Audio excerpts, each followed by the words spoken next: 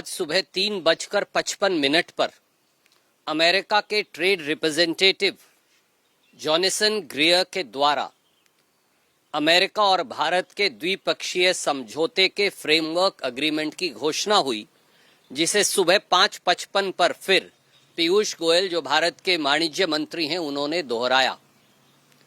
जो पिछले कई दिनों से चर्चा में था, वो अब इस फ्रेमवर्क एग्रीमेंट से साबित और सबूत हो गया।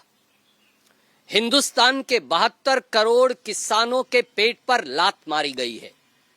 हिंदुस्तान के 72 करोड़ अन्नदाताओं, खेत मजदूरों और किसानों की रोजी रोटी को छीनने का काम किया गया है। हिंदुस्तान के 72 करोड़ अन्नदाताओं और किसानों, उनकी फार्म प्रोड्यूस को अमेरिका के हितों के आगे खिलवाड़ कर बेच देने का काम किया गया है। अगर आप ये फ्रेमवर्क एग्रीमेंट पढ़ें तो ये है वो फ्रेमवर्क एग्रीमेंट जो अमेरिका और भारत ने जारी किया है। इसकी पहली लाइन में ही ये लिखा है कि अमेरिका के खाद्य और सभी कृषि उत्पाद भारत में 0% टैरिफ पर आएंगे।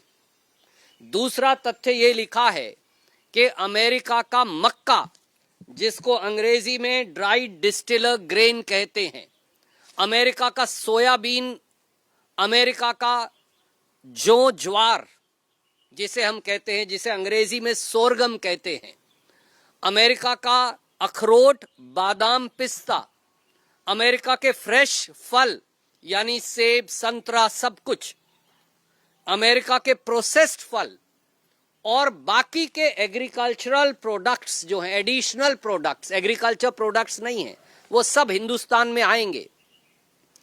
पहले से ही हम 334 मिलियन कपास अमेरिका से आयात कर रहे हैं, जिसकी वजह से हिंदुस्तान के बाजार में कपास पैदा करने वाले किसान के भाव औंधे मुंह गिर गए हैं। तो अब मक्का अमेरिका से आएगा, कपास अमेरिका से आएगी, ज्वार अमेरिका से आएगा, फल अमेरिका से आएंगे, प्रोसेस्ड फ्रूट अमेरिका से आएंगे, सोयाबीन अमेरिका से आएगा। तो मोदी जी, पीयूष गोयल जी, हिंदुस्तान के किसान का क्या होगा? वो कहां जाएगा? और वो कौन से एडिशनल प्रोडक्ट हैं? क्या इस एडिशनल प्रोडक्ट का मतलब ये है कि अब अमेरिका से दूध भी आएगा, गेहूं भी आएगी, अमेरिका से डायरी प्रोडक्ट्स भी आएंगे? ये कौन बताएगा?